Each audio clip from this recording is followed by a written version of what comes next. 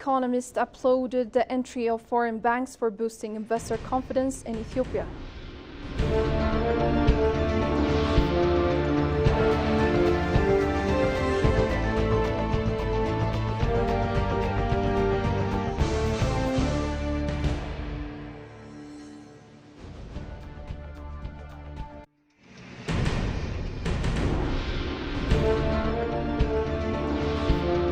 Greetings and welcome to EBC World, the voice of Pan-Africanism. I'm Hikmat Tamam with the news for the hour. Do stay with us. Ethiopian President Taye Asqassalazi has expressed his condolences following the death of former U.S. President Jimmy Carter. In a post on the social media platform X, the president's office shared images of President Taye signing a condolence book. In his message, President Taye described Carter as a distinguished statesman and an inspiration to many worldwide. He praised Carter's compassion and his profound dedication to global peace, highlighting the lasting impact of his legacy. Carter, the 39th President of the United States, passed away at the age of 100 on December 29, 2024.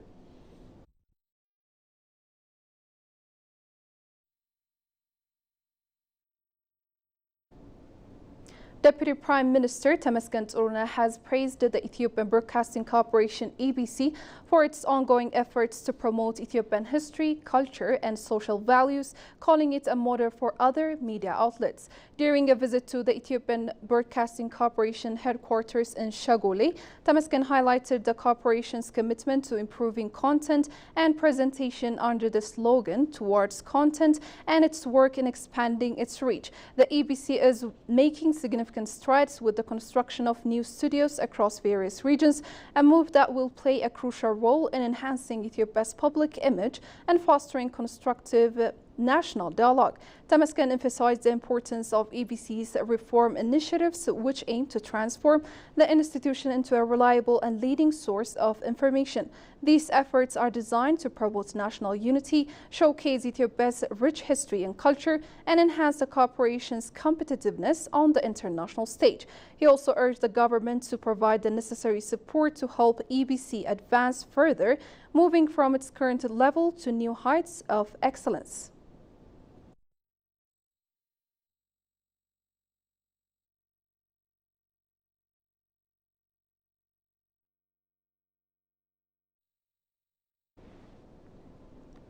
China expressed a readiness to be the partner of Ethiopia at all times. In a message marking the Gregorian New Year, Chinese ambassador to Ethiopia, Chen Hai, expressed his appreciation for Ethiopia's rich history and industrious people during his first 4 months in the office. He highlighted the remarkable transformations taking place in Addis Ababa and shared his personal experiences exploring different parts of Ethiopia.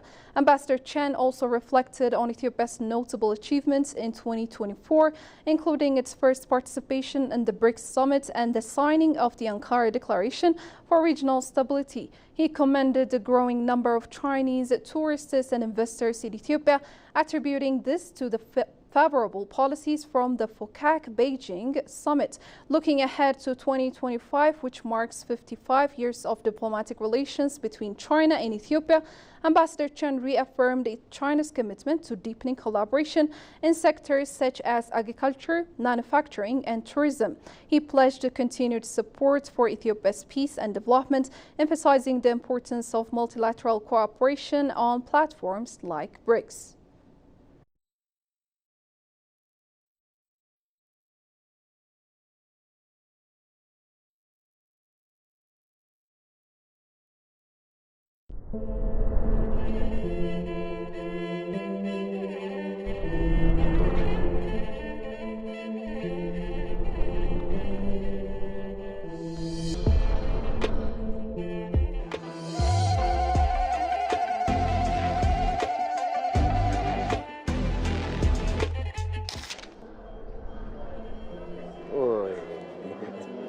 Didn't get colonized to change and to destroy the great belief of our ancestors, so Ethiopia has been a source of strength from youth up to now.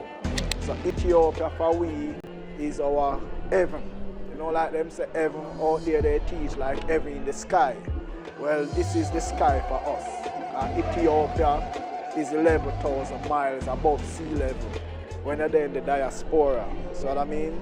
So now we come home to our heavenly home, birthright land from creation. We pray that everyone have a wonderful Ethiopian Christmas, you know, and keep the love alive. Even though we are from different ethnic groups, we are one Ethiopian. Ethiopia first. Everything comes after. Yeah? So it's more love, more happiness, and more prosperity. 7 Sea, that one I name the 7 Sea. 7 Sea, that one I name the 7 Sea.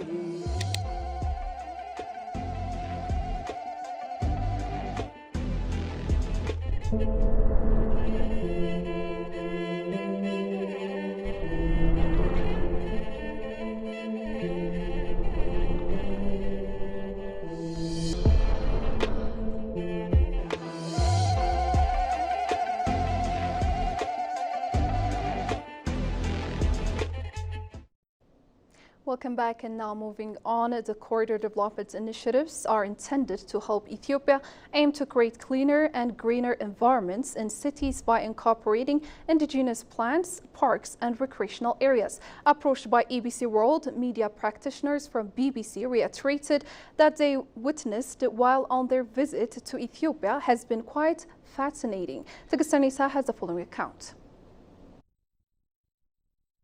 Ethiopia's corridor development initiatives are a series of projects that aim to improve the country's economy, connectivity and living standards. Approached by ABC World, media practitioners from BBC reiterated that what they witnessed while on their visit to Ethiopia has been quite fascinating. Well, this is my second visit to Ethiopia. Lovely place, very beautiful place, lovely people, really friendly and warm people. That's what I'm struck by here. And EBC, I am totally blown away by what a great building this is, what a great facility it is. The equipment you've got, the facilities you've got, the standard and professionalism of the staff. It's yeah. Mr. Pascal? I want to echo what Dean said. The warmth, the humanity that Ethiopians have shown, not just those people that we have worked with, but just people that we've walked around and met in the street and so on. Very, very nice people. And the professional approach to what you do here at EBC is, as Dean says, quite mind-blowing, and it's very impressive.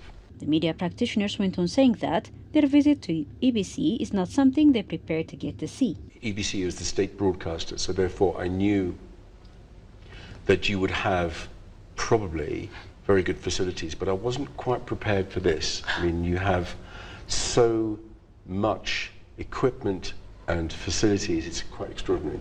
Almost as good as the BBC. Mr. Arnold? Dean? Well, my expectation before I came to Ethiopia was that it would be hotter than it is. But it's still lovely and warm for me because I'm a Brit, I'm from the UK, so this is still nice and warm, even though I think for you guys this time of the year it's quite cold, isn't it? And yes, this station is so nicely thought out and nicely facilitated. It's very impressive. With regard to their experience touring Addis Ababa, they also stressed that it has been so extraordinary. Very lucky, because yesterday evening we were treated to a tour of a little piece of Addis Ababa which we hadn't seen before. And I have to thank my very good friend who took us around driving and showing us parts of Addis that we hadn't seen before. And it is fantastically impressive, so modern, so clean. Not at all what I was expecting, and quite daunting actually, because it was so big. You know, they say that the sky is bigger in Africa, and you know, certainly as the sun was going down over Addis last night, that's exactly what I felt. But to echo what Dean says, you know, the people are so accommodating, so welcoming.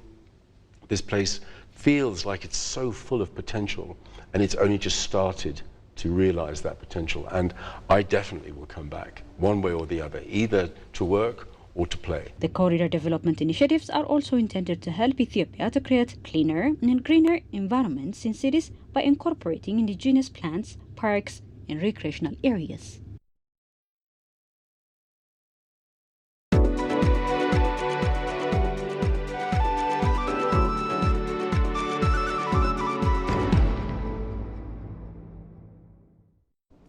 in business news, Ethiopian Airlines has officially welcomed its third Airbus A350-1000, further solidifying its position as Africa's largest Airbus operator. The addition of this state-of-the-art aircraft underscores the airline's commitment to innovation, sustainability, and enhancing customer experience, setting a new standard for aviation excellence on the continent.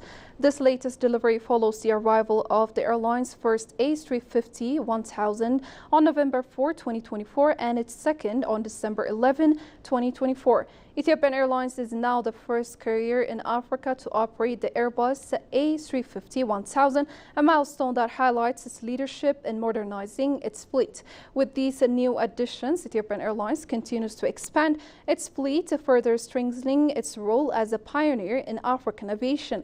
The airline's strategic focus on cutting-edge aircraft aims to enhance operational efficiency and ensure a superior travel experience for its passengers.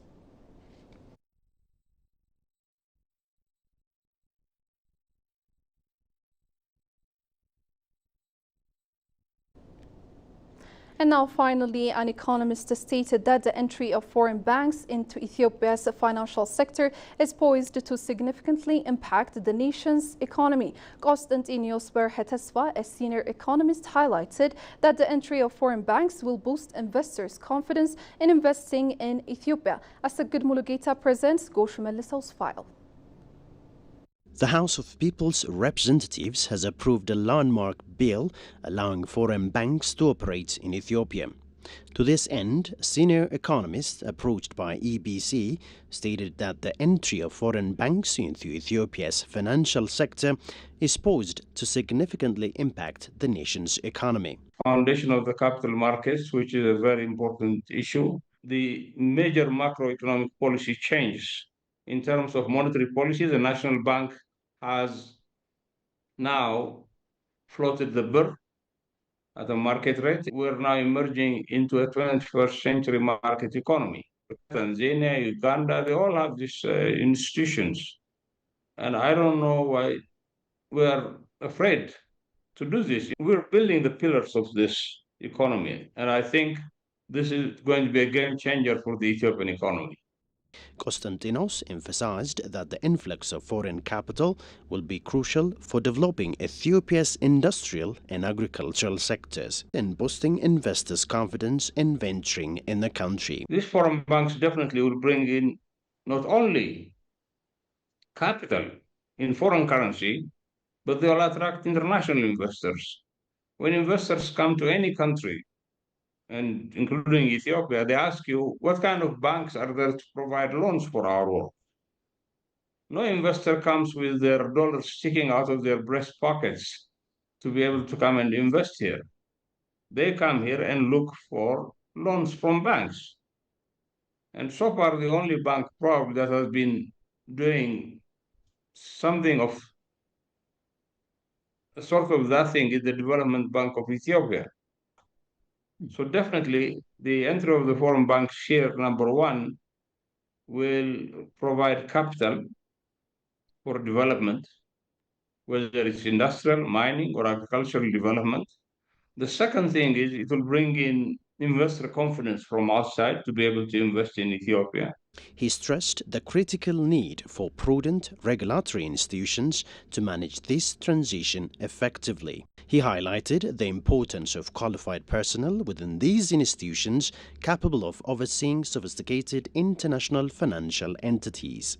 Revision of the macroeconomic policies of the country has been undertaken. And I hope we'll have good regulatory institutions to be able to manage this. Otherwise, in a short while, now this is a transition phase, but in a year or two, our balance of payments should come to some kind of equilibrium. And therefore, I see a bright future for the country's economic development in terms of the macroeconomy. He drew parallels with China's economic success, attributing it in part to the presence of major Western companies and the resulting capital inflow. He believes foreign banks can play a similar role in Ethiopia, providing the much-needed capital for large-scale projects. You're watching EBC World, the voice of Pan-Africanism, and now before we wrap up, a recap of the top stories once again. Media practitioners expressed Ethiopia as a mind-blowing place to visit.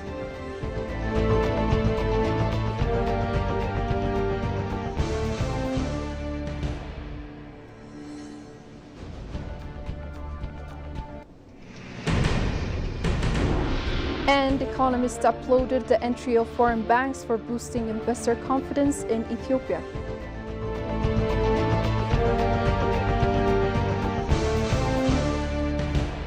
Well, that's it for now. Thank you for watching and goodbye.